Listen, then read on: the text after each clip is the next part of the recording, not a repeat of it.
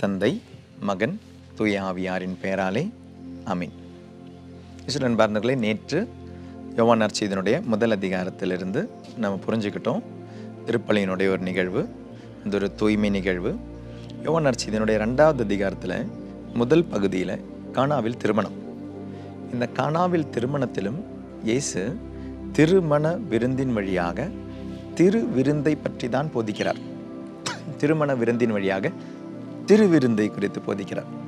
இங்கே அழகான ஒரு வசனம், அதை சொல்கிறதும் கவனிக்கணும். அன்னை மரியாள் சொல்லுவாங்க, அவர் உங்களுக்கு சொல்வதெல்லாம் செய்யுங்கள், அவர் உங்களுக்கு சொல்வதை எல்லாம் செய்யுங்கள். எனக்கு விருப்பப்பட்டதை அல்ல. கானாவில் திருமணத்தில் அன்னை மரியாள் சொல்கிறாங்க, அவர் உங்களுக்கு சொல்வதை செய்யுங்கள். உணவில் இயேசு சொல்வார், இதை என் நினைவாக செய்யுங்கள். அப்போ அன்னை மரியாள் சொல்கிறாங்க, இயேசு சொல்கிறத செய்யுங்க. இயேசு என்ன சொல்கிறாரு? நான் என்ன சொல்கிறேனோ அதை என் நினைவாக செய்யுங்கள். இப்போ திருவழிப்பாட்டு முறையில் இயேசு சொல்வதை செய்யுங்கள் என்று அன்னை மரியாளும் உணர்த்துகிறாள். இயேசும் சொல்கிறாரு, நான் என்ன உங்ககிட்ட சொல்கிறேனோ அதை நீங்கள் செய்யுங்க, ஏனெனில் இது என்னுடைய வழிபாடு, நான் நிறைவேற்றும் வழிபாடு. தந்தையான ஆண்டவருக்கு நான் என்னுடைய உடலாகிய திரு அவையோடு மாட்சிப்படுத்தும் வழிபாடு. தூய ஆவியானவர் அதற்கான எல்லா உதவிகளையும் செய்கிறார். 2000 வருடங்கள் முன்பு நடந்த அதே நிகழ்வுகளை இன்று நம்ம கண்ணு முன்னால் கொண்டு வரார். அதன் வழியாக நம்மை தூய்மைப்படுத்துகிறார். இயேசுனுடைய பாடுகள், மரணம், உயிர்ப்பு 2000 வருடங்கள் முன்னால் நடந்ததை தூய ஆவியானவர் இன்னைக்கு நம்ம கண்ணு முன்னால், நம்ம பலிப்பீடத்தில், நம்ம இருக்கிற அந்த கோயிலில் கொண்டு வந்து நம்மை தூய்மைப்படுத்துகிறார். நமக்கு அந்த திருவிருந்தை தருகிறார். நம்மை மகனாக மகளாக மாற்றுகிறார். கிறிஸ்துவின் சரீரமாக மாற்றுகிறார். இந்த 2வது அதிகாரத்தில் கானாவில் திருமணத்தில் நீங்கள் பார்த்தீங்கன்னா, இயேசு கிறிஸ்து இந்த திருமண விருந்திற்கு அழைக்கப்பட்டவர்கள் 3ஆம் நாள் கலீலேயாவில் உள்ள கானாவில் திருமணம் ஒன்று நடைபெற்றது. இயேசுவின் தாய் அங்கிருந்தார், இயேசுவும் அவருடைய சீடரும் அங்கிருந்தார்கள். அதாவது திருமண விருந்தில்லைங்க, திருவிருந்தில் யார் இருக்கிறாங்க? இயேசு அங்கே இருக்கிறார். இயேசு யாரை மாட்சிப்படுத்துகிறாரு? விண்ணக தந்தையை மாட்சிப்படுத்துகிறார். இதை ஆக்சுவலைஸ் பண்ணுறது, சாங்டிஃபை பண்ணுறது யார்? தண்ணீரை ரசமாக மாற்றுவது, ரசத்தை இரத்தமாக மாற்றுவது தூய ஆவியானவர் அங்கு இருக்கிறார். அங்கு அன்னை மரியாள் இருக்கிறாங்க. இயேசுவை நம்பும் சீடர், இயேசுனுடைய உடல் திரு அவையும் அங்கே இருக்கிறது. அதனால தான் சொன்னேன், இது திருமண விருந்தல்ல, திருவிருந்தை குறித்து இயேசு போதிக்கிறார். இன்னொரு செக்ஷன் உங்களுக்கு புரியணும் அப்படின்னா, இயேசு அங்கு திராட்சை ரசம் தீர்ந்து விட்டது. திராட்சை ரசம் தீர்ந்து விட்ட பொழுது எதை வைத்து இயேசு கிறிஸ்து அந்த திராட்சை ரசத்தை செய்கிறாரு? அவங்க தண்ணீர் ஒப்ப சொல்றார். எதில் செய்ய சொல்றாரு? யூதரின் தூய்மை சடங்குகளுக்காக தேவையான 6 கல் தொட்டிகள் அங்கே இருந்தன.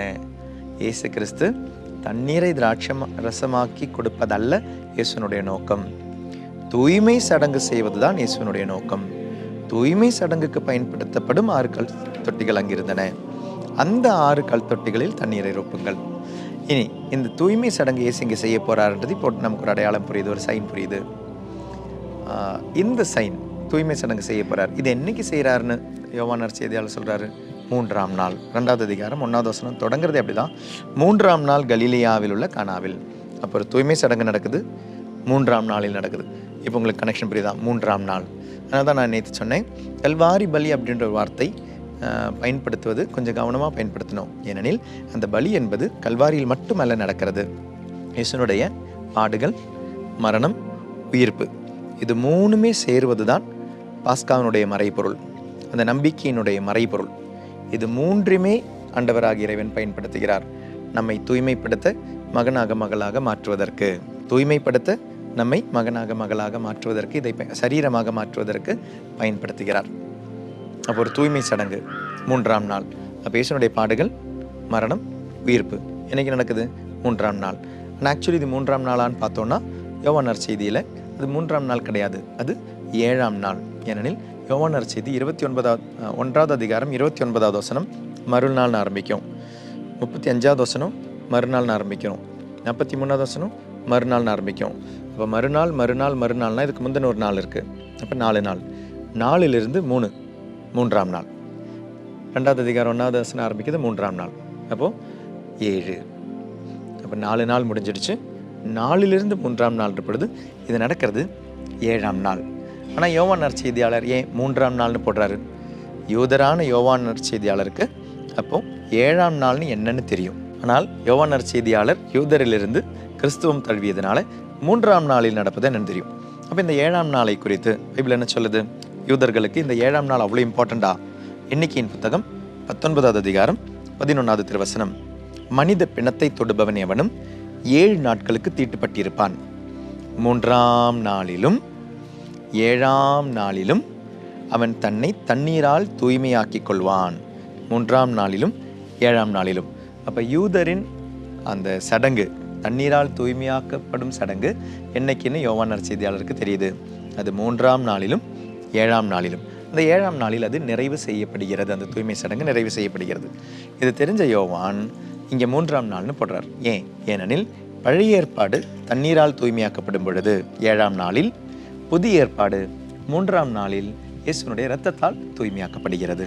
So there is a purification, there is a sanctification process happening on the third day.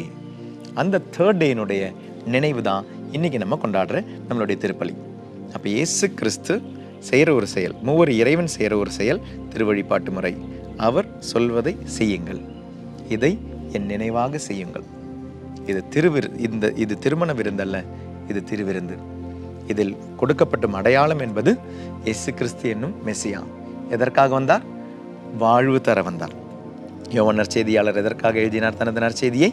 இயேசு கிறிஸ்து இறைமகனாகிய மெசியா என நீங்கள் நம்புவதற்கும், நம்பி அவர் பெயரால் வாழ்வு பெறுவதற்காகவுமே நான் வந்தேன். அந்த வாழ்வு கிடைக்கணும்னா தடையாக இருப்பது பாவங்கள், தூய்மையாக்கப்பட வேண்டும். உனக்கு கொடுக்கப்பட வேண்டியது தூய ஆவி, அருள் கொடுக்கப்பட வேண்டும். அந்த அருள் தரும் தூய ஆவி உன்னில் வரும் பொழுது நீ சரீரமாக மாறுவாய். இதனுடைய அழகான ஒரு நினைவு, இயேசுனுடைய வாழ்க்கையும் அதனுடைய நினைவுகளும், இயேசுனுடைய பாஸ்கா அந்த நிகழ்வும் அருமையாக வெளிப்படுவது தான் திருப்பலி. அந்த திருப்பலிக்கு தான் நம்ம கடந்து போகிறோம். அந்த ப்ரொசஷன் கடந்து போகிறது அந்த பலிப்பீடத்தை வணங்குவதற்காக கடந்து போகிறது, கிறிஸ்துவை வணங்க கடந்து போகிறது. அப்போ அதனுடைய ஒரு ஆரம்பம் எப்படி இருக்குன்னு யோசிச்சு பாருங்க. அந்த ஆரம்பத்திலிருந்தே நான் இருக்கணுமா வேண்டாமான்னு யோசிச்சு பாருங்க. திருப்பலியில், அந்த கோயிலில், அந்த வருகை பாடலில் இருக்கணுமா வேண்டாமான்னு யோசிச்சு பாருங்க. இறைவன் செய்யும் செயல், அந்த செயலினுடைய முழுமை ஆரம்பிப்பது வருகை பாடல். தந்தை, மகன், தூய ஆவியாரின் பெயராலே ஆமீன். God bless you.